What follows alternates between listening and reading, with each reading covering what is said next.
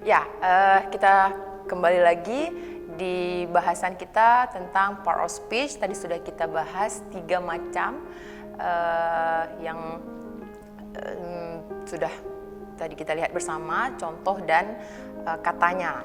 Lalu ini yang keempat kita lanjutkan, ada verb. Verb adalah kata kerja, dia fungsinya adalah menjelaskan announce action. Jadi actionnya seperti teach, yang mengajar, kemudian jump, itu melompat, fix, memperbaiki, dan juga break, istirahat atau bisa memiliki arti lain, memecahkan. Okay. Lalu dalam contoh kalimat kita lihat kalimat yang pertama, the lecturer explains about part of speech. Okay. Ini dosen menjelaskan tentang tema atau bahasan part of speech. Explains, ya. The lecturer explains. Jadi action dari benda di sini adalah lecturer, ya. Dosen itu adalah benda, ya. Kemudian contoh yang kedua, the students listen to the explanation. Para mahasiswa atau siswa mendengarkan penjelasan tersebut. Actionnya adalah listen, menjelaskan benda, di sini bendanya adalah the students. Lalu contoh yang ketiga, he is jumping into the bus. Nah, ini bentuk kalimatnya adalah simple present continuous, ya.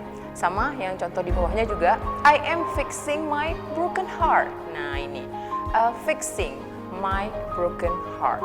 Lalu contoh di bawahnya, you were calling the man. Nah, ini kalau yang tadi dua kalimat di atasnya itu present continuous, maka di bawah kita lihat ada contoh past continuous, you were calling the man. Lalu contoh di bawahnya lagi, we have studied English for 6 years. Nah, ini bentuk tensisnya adalah present perfect, ya. Lalu satu lagi masih present perfect, kita lihat the girl has known your story, ya. Lalu yang kelima, kita akan melihat part of speech tentang adverb. Adverb adalah tells how a verb, an adjective or another adverb occur, how often they are, time and place. Nah, jadi dia kata keterangan ini, ya, dia menjelaskan bagaimana terjadinya sebuah kata kerja, kata sifat, dan adverb yang lain, termasuk waktu dan tempat. Seperti contohnya adverb of time, itu termasuk dalam adverb of time adalah today, hari ini, at 7 AM, last year. Nah, itu kata keterangan dan masuknya ke dalam kategori adverb of time, kata keterangan waktu.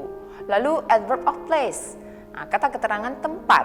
Ya, ada dua contoh di sini, in the kitchen, at library. Nah, yang ketiga ada adverb of frequency.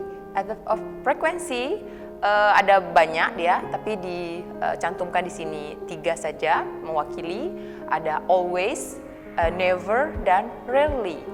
Lalu selanjutnya ada adverb of manner, kata keterangan cara. Jadi bagaimana terjadinya sebuah action, itu caranya seperti apa. Nah, di sini ada dicontohkan happily, quickly, sadly.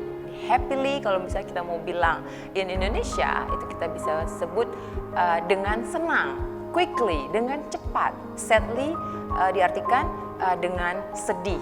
Nah, begitu. Dalam kalimat, ya, selanjutnya preposition. Ya, preposition kata depan. Preposition ini dia describes a verb, noun or adjective. Nah, ada preposition kata depan yang menunjukkan atau menjelaskan tentang location. Saya cantumkan di sini ada beberapa, seperti yang pertama at. At itu digunakan to talk about exact specific location. Contohnya at the supermarket, at the studio, at her desk. Jadi at di sini dia sudah khusus bahwa di situ tempatnya.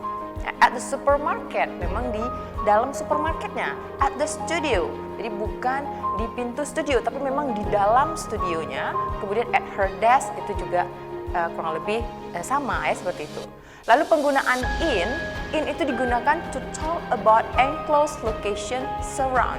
Nah, kalau ini penggunaan in di kata depan bagian preposition itu menjelaskan tempat atau lokasinya di seputar tempat yang dimaksud. Seperti contoh in Banda Aceh, berarti di dalam kota Banda Aceh ada tempat yang lebih khusus ya, di mana di Banda Aceh itu.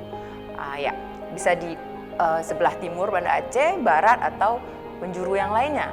Contoh yang kedua, in the classroom. Di in the classroom bisa saja di depan kelas, di samping kelas atau di belakang. Lalu yang ketiga, in the water. In the water di dalam air. Jadi bisa di permukaan atau di dasar air. Nah, jadi beda dengan at tadi. Kalau at itu lebih spesifik the location, kalau ini untuk penggunaan in dia di sekitar tempat yang dituliskan di situ. Lalu penggunaan by. By to talk about expressing something near, close to something. Jadi bisa kita artikan by di sini adalah dekat. I am by car. It is by table. Jadi di sekitar mobil. Ya. Jadi bukan di dalam mobil, bukan di luar mobil, bisa saja 1 meter dari mobil, tapi yang jelas di seputaran situ. Ya, satu lagi, it is by table. Ini juga sama, misalnya benda tersebut di seputaran meja, bisa di atas meja, di bawah meja, artinya dia tetap di dekat meja tersebut. Kemudian preposition yang kedua, kata depan ini for describing movement. Kita lihat contoh yang pertama, penggunaan into to express movement from an open location to more closed location. Into the bank. Ya. Jadi dari luar ke dalam bank. Jadi misalnya dari tempat parkir menuju gedung di dalam dari bank tersebut. Lalu into the suspect home. Suspek yang rumah yang diduga ya, ada apa di situ, ada terjadi sesuatu. Jadi dari sebelumnya open location into a more closed location. Lalu out of itu to express movement from enclosed to more open location. Ini kebalikan dari into, out of, purse, out of washing machine. Out of purpose mengeluarkan dari dompet, lalu out of washing machine itu mengeluarkan dari mesin cuci. Nah, begitu. Nah, ini ada, kita lihat contoh kalimat.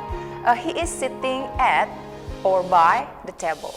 Nah, di sini dia sedang duduk di meja atau dia sedang duduk di sekitar meja itu, di dekat meja tersebut.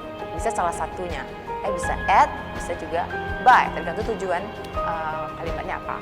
Lalu, our best friend is in Bener Meriah. Nah, di sini lokasi dari si teman baik ini di Bener Meriah itu di tempat tersebut, tapi tidak spesifik dia. Oke. Lalu yang ketiga, he lives by the Baitur Rahman Grand Mosque. Dia tinggal di dekat Masjid Raya Baitur Rahman. Nah, jadi ini bisa kita artikan by itu sebagai dekat, yaitu near, nah itu sama.